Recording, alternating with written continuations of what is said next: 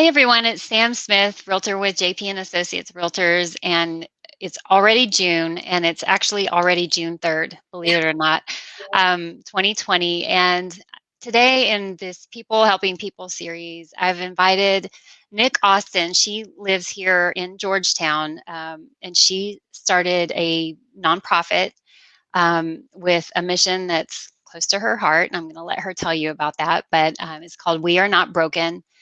And when I first started, I hadn't met Nick yet, but I had seen her posts on, some of my friends have been sharing her posts on social media, and I thought, oh my gosh, this is fantastic because, we were just talking before starting this. You don't know what you don't know about people, Mhm. and so many of us, you look at us from the exterior, we look at each other from the exterior, we make judgments, we make assumptions, and so many of us are hiding, just not broadcasting what is really going on inside or what our story is or anything like that. And that's the special thing that Nick is bringing to light with We Are Not Broken. So, Nick, tell us a little bit about the organization.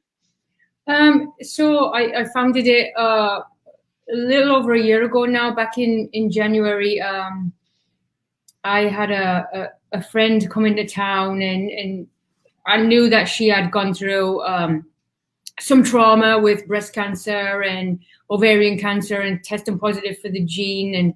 And just she had gone across town to bury her mother, actually, who had just died from breast cancer. And then she was coming back, and was in Texas, and I hadn't seen her for a couple of years. And she came up, and I said, spend the night. And we actually ended up doing like an impromptu photo shoot. And, I had already known that she had gone through a lot. So I just started taking pictures of her, like really raw pictures, and snapping some pictures and of her scars, really, from the trauma that she didn't do it because of all the surgeries and trying to get the cancer out.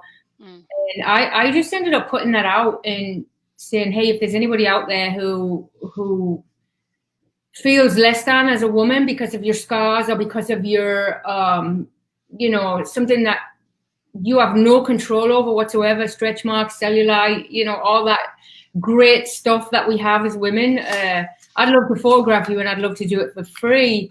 And the next morning I got up, and it was literally my inbox was full. Wow. But leading up to this, I had been really searching and seeking what I was going to do with the second half of my life. So when this happened, in the way it happened, I just knew. I just heard God say that this is what I want you to do, and I want you to call it We Are Not Broken. And with my inbox being full, I knew there was a need. There was a need, and it needed to be filled, and I was going to fill it. It gives me goosebumps to know that you went on mission. You asked for what your next mission is, Yeah. and you took those steps of faith, and then look at the response that you got immediately. And I agree, and I hear you. Like, there is such a need, and you've met some incredible people, and heard some incredible stories over the past year and 4 months or whatever. And I always get the impression that you are just a force of nature. You're tireless. You come across as tireless in your mission and your love for people. And so that's one of the things that I think that we could all embrace in our own selves is, trying to find out how to have those relationships and cultivate them. And I think it's really cool that you just kind of started taking pictures of your friend. Like, I'm sure, I can sort of envision how something like that could happen, when you're having a really good, deep conversation. And do you always take pictures of your friends? I think you have a background in photography. Is that right? Or Yes, I do. I don't always take pictures of my friends. What happened? I was a strength and conditioning coach for, oh God, over 20, 22, 23 years. I was a professional dancer before that. So when I got married and moved to this country, the next best thing for me was to go into fitness Yes. because I had to put that dancing to this. Well, I had to really retire from it because it takes you away on contracts all over the world. And, I'm settling down now. I'm getting married. I'm having kids. So I wasn't going to do that anymore. So fitness was the next best thing for me. But in the beginning of that, I ended up taking some college classes in photography because we were so poor that we qualified for a Pell Grant way back when, Nothing wrong with that. I loved it. But Yeah. I also got accepted to art college when I was when I was leaving school when I was very young. And it was either art college or it was performing arts college. Mm-hmm. And I really, really, really wanted to go to art college because I loved everything art. Wow. I love to draw. I mean, the first thing I ever bought with my first paycheck when I was 9 years old, because I was working in the theater, was a camera. Wow. So yeah, it was the first thing I ever bought was a camera. And but I ended up going the route of performing arts because that really was where my parents would pay for me to go. It was a boarding college, so I ended up going that route. So when I was coming to the end, I knew it was like around the end of the time that my doing fitness for a living was beginning to not be old, but I was beginning to lose that passion. Mm-hmm. And I didn't want to hate what I used to do. So before I got to that point where I was so burnt out, I just ended up retiring. Yeah. Because I don't want to hate. I loved fitness. Absolutely loved helping women. I loved what I did. We owned gyms. We've owned fitness businesses. We were doing boot camps 17 years ago before anybody ever was thinking about boot camps. Yeah. So we were doing a lot of great, neat stuff. But it just come to the point where I just knew that it was time to retire. So what I did was my husband, Rick, bought me a camera for, I think it was either my birthday or Christmas, I can't remember. So I just took a whole year to learn this digital photography world because what I learned was the manual side, the dark room, the 35 millimeter. So I took a whole year to do this, learn this new digital world. I was like, okay, I guess I've always been like an entrepreneur. I'm like a serial entrepreneur. I have all these ideas. So I'm like, okay, I'm gonna start this business and I'm gonna call it Celtic Viking Photography. So I ended up doing that, getting a website, all that great. I had a business coach that I really trusted that would keep me accountable every week to do different steps. And then I started taking pictures and I really fell back in love with doing that. So as I was taking pictures, I wasn't charging anybody. Oh, yeah, that's one of those hard things. When you have a big heart and you're trying to start a business, sometimes it's hard. So that's where I was taking pictures of people because I was like, okay, I can take pictures and I can become really good at this because whatever I put my mind to, I want to be the best at it for me, not to compete with anyone. I want to be the best at whatever I put my mind or my heart or my efforts to be the best person for me. Right. So that I can give the best. So I could have probably made a lot of money doing it, but I didn't want the passion to be taken. Yeah. If that makes sense. Because for me, there's money involved. Now there's an expectation involved. And now there's work that has to go with that expectation. So to me, I'm like, that's just going to take away my passion. So I ended up just doing it for free and just loving photography. Volunteered at church on the dream team, the photography dream team. Love that. And I'm like, I want to do this. This is what I want to do. I want to capture people in their moments, their intimate moments, their moments of joy, pain, all that.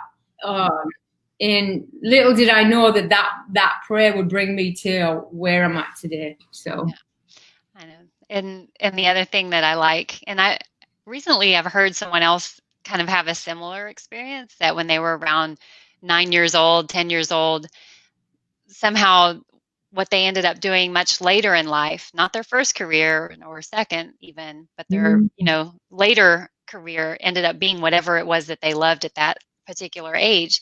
And that's what you said, you bought a camera back then. Yeah. and now here you're coming around full circle. And so you've taken pictures of people locally, Yeah. women locally.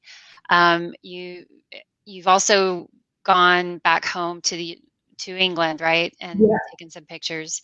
Um, what about traveling around the United States? I mean, are you doing Yes, anything I like have. that? I went to Nashville. Well, I went to Kentucky. I flew into Nashville and then drove up to Kentucky to capture a beautiful, beautiful lady called Erica. Um, and she ended up passing a week after I put her story out.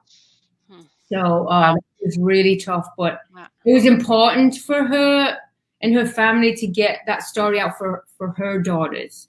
So Oh, as soon as she said yes, please come, I literally booked a ticket the next day, and I was on a plane, and I'm like, this is gonna happen. I'm gonna make this happen. So yeah, wow. time was of the essence at that point. Okay. Yeah. So, can you tell me a little bit about, I mean, you've talked about someone, this one at the end of her life. You talked about your friend with breast cancer. And I know you have taken pictures of people, other women with physical scars, but, our scars are not always physical, That's right. you Yeah. know. So what other types of scars have you revealed with your photography? I don't think there's any scars that I really haven't revealed. Sexual abuse Hmm. from women at a very young age that have not even talked about their story until they. I had one lady, she's in her 60s and never ever talked about it until Wow. she. I, I just knew. I just knew when I looked at this woman that she needed to share her story, and it was like I was not going to let her leave the building until she started. I was doing this mini conference in San Antonio about We Are Not Broken, and Wow. something just kept drawing me to her, Hmm. and I just knew that she needed to speak. So I just asked. I kept asking. I'm like, I know you're supposed to be here. Anyway, she ended up telling her story. I think in she's 63 or 65. I can't remember, but um, she was severely abused at gunpoint Oh at gosh. 12 years old, and at 65 could still remember feel the metal of the gun on her face. So she didn't have the physical scars, but she had the scars of that. Yeah. And she actually spoke about that, and it was like she unpacked all of this that she'd been carrying around for her whole life. And Mm. actually, she said, I forgive you to the actual people that did this to her. And it was just such a powerful moment. And there's been so many moments like that, domestic abuse, the sexual abuse, domestic abuse, the scars of invisible illness. I mean, I'm very much aware of invisible illness, having two autoimmune diseases, and people looking at me thinking I'm completely healthy. And at sometimes there's wars going on inside your body. So it's those scars too, lots and lots of scars. Yeah. Yeah.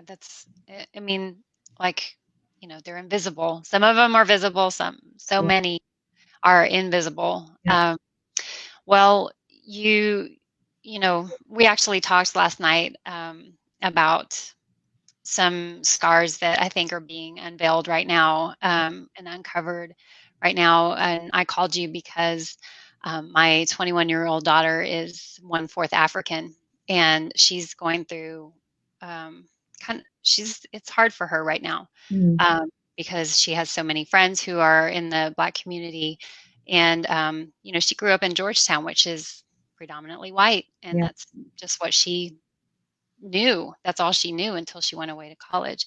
But I approached you with this, not just for me, but I wanted you to talk about your own scars and your family scars, because your husband is half African American, right? yeah, And then you guys have children together, and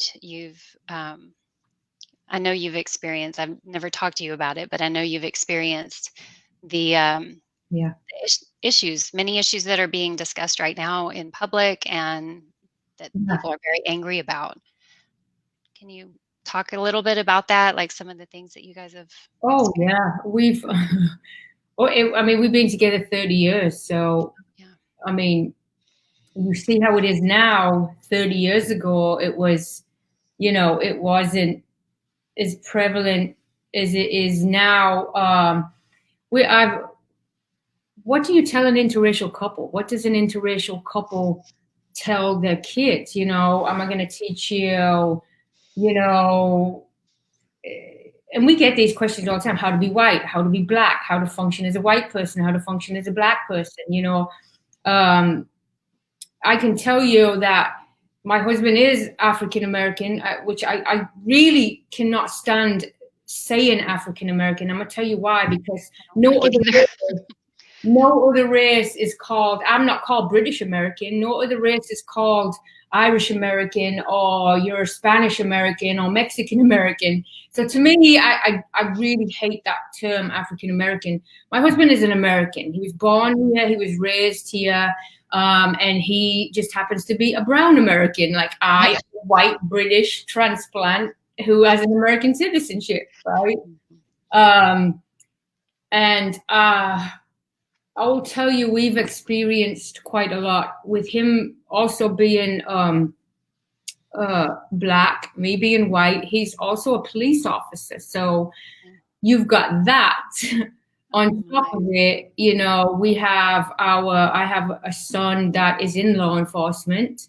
Currently, right now, he's National Guard, protecting the rioters and protecting the business owners as interracial child, as a mixed child. Not a child, I mean, he's a grown man. So there's so many angles that we've experienced. I mean, I'll tell you that there's family members that have never ever accepted me because I'm white. Some of my husband's family members have never accepted me because I'm white. And I'm not talking about out here, I'm talking about very close family members.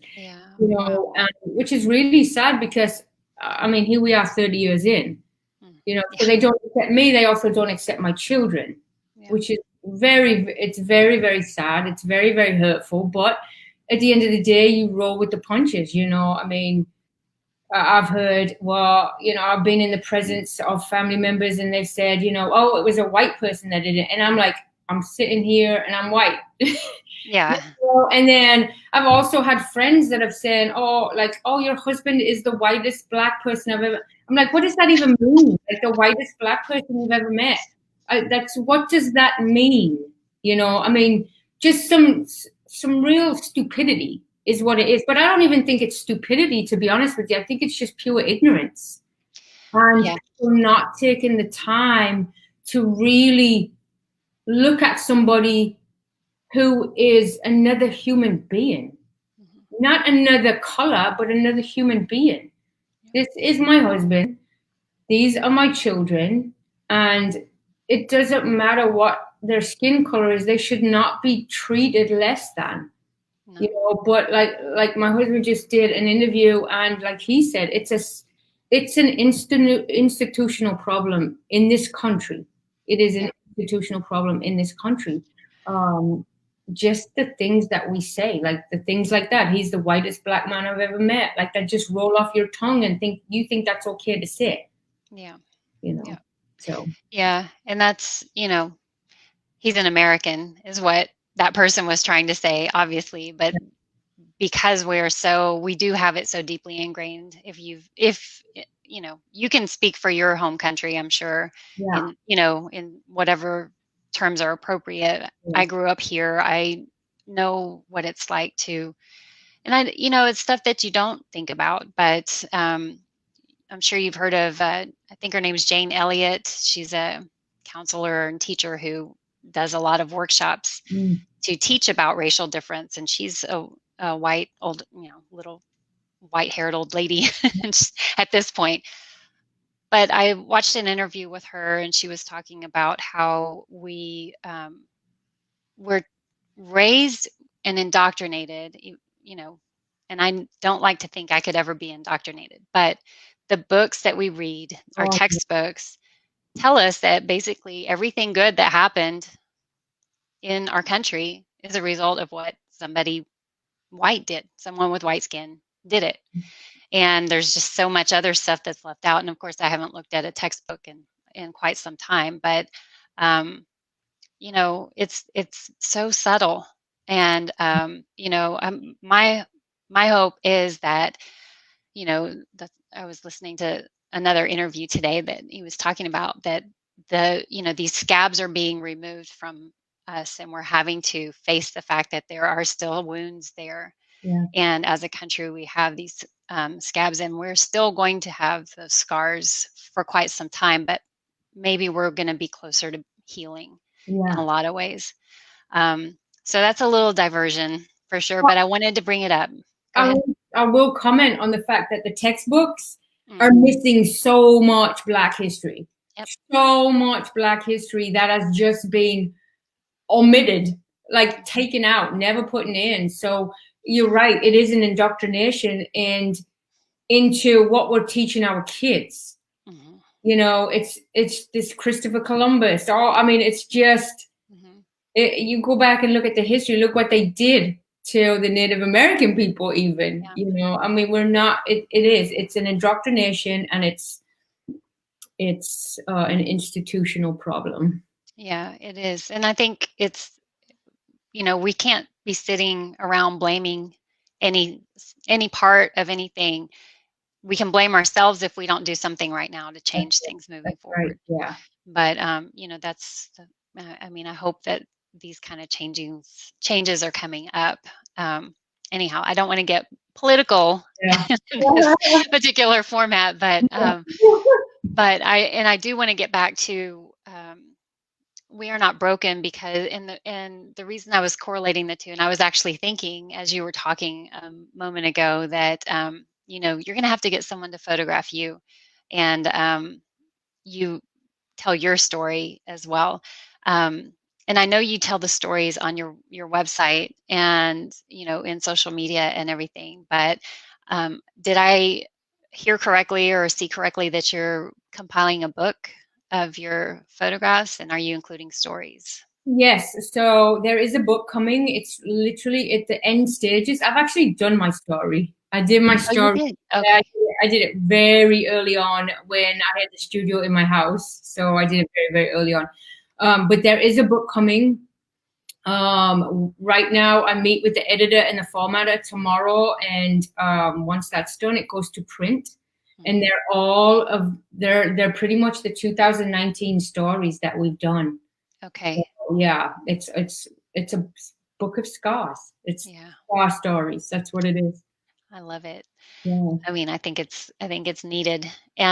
So are you thinking you're going to make if those are all 2019, do you think you'll try to do volumes of it like for 2020? Yeah. Okay. I would like my goal is to have every year at the end of the year to collect those stories and then put them in a book. Okay. And there's so many stories that need to be told. So, why stop at one book? Yeah, seriously. Yeah. Well, you have a We Are Not Broken Day after all. Yes. That was named this year. So you have to keep it going. You have to uphold it so you have something to celebrate each year. In January, right? Yeah, January 17th. Yeah. Yeah, that's right. All right. Well, you're a nonprofit, and I've worked in nonprofits before. That usually means you're not making any money and you're having to ask people for money. What things do you do for fundraising? How can people contribute to your cause or volunteer or help you out? So what kind of things are? So I have so this year I've had to cancel 6 fundraisers, including the big, large gala that would have probably funded the rent all of 2021. So that had to be canceled. So I'd have to come up with imaginative ways to raise money other than begging, which I'm not opposed to because I do a lot of begging. That's what comes with it, I know. I have a actual fundraiser that's coming up. I made these tote bags and I had them embroidered, and I've had some local boutiques in the Georgetown area donate me some brand new clothes. So I'm selling the the tote bags for $30. We only made 48 tote bags so that you can bring that tote bag and you can fill it with brand new clothes, as many as you want. Oh, wow. So that's a fundraiser. I'm currently working on Behind the Masks in Georgetown, which is another fundraiser, which is going to be an exhibition auction and then a book of Okay. capturing this time in history. And other than that, donations can be either on Facebook. You can do a fundraiser on Facebook because I'm also a nonprofit on Facebook, or you could do wearenotbroken.org has a donate page. Mm-hmm. If you shop a lot on Amazon, I'm also a registered charity on Amazon. So you Mm-hmm. can go to the Smile Amazon and click on We Are Not Broken and let that be your charity. Mm-hmm. Otherwise, you can just let me beg. Just reach out to you directly and Right on Facebook, I do have $5 Fridays. So okay. like if you just want to give me your coffee money on a Friday, that would work too. So Sweet. That's yeah. a great idea. Yeah. So what about Faith Seed? Are you still Yes, doing Faith Seed? I I know I bought a few things from you because that was another mission, another statement, and yeah. business that you created around a really great idea. Yeah, I absolutely love Faith Seed Company because I get to be really creative. Hmm.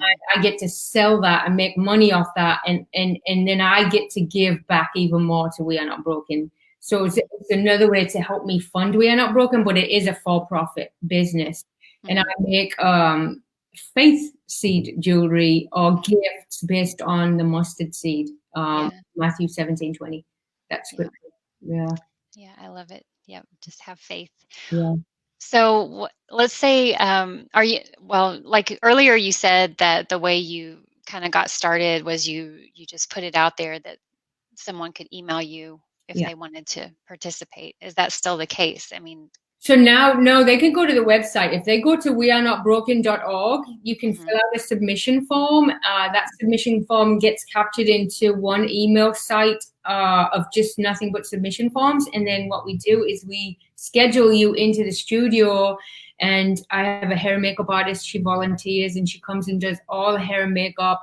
And then we do a photo shoot and a video shoot. And you get a full professional shoot and a day of well, at least 90 minutes of pampering, and you get to keep all the pictures and we just tell you story. Yeah. yeah. Yeah, Amanda Fuentes is your makeup artist, and I plan to have her as a guest on my Thursday small business focus. She's Um, amazing. Yeah, she, she is, I think, like very, very big heart yeah. and wanting to help other people, and so she does that volunteer on a totally volunteer basis for you. Since the So, beginning, since yeah, the beginning, she has never canceled. She's never let me down. She's yeah, never not shown up. She has been there. She makes these women and these girls in that chair feel so comfortable that when they get to me and I'm photographing them, they're comfortable. yeah, that's We make such an amazing team. Yeah, Yeah, that's wonderful. That's yeah, wonderful. Well, the Lord works in amazing ways, and yeah. I'm sure I know He brought y'all together, and I'm just so excited to see what else and who else you bring to into focus with your photography, with your books, and all the stuff that you do, because I know these are so many things have a ripple effect, and I know this has a ripple effect for the people that you're photographing and also for you. So keep up the good work. Thank Thank you very much for being here. And wearenotbroken.org is the website, and just I encourage everyone to go on the website. You can, like we were talking about, see some stories. You can also find out information about fundraising efforts and the different events that may be coming up once we can have events again. And this creative woman is going to be coming up with other ideas, so you have to get your finger on the pulse of it so you can keep up.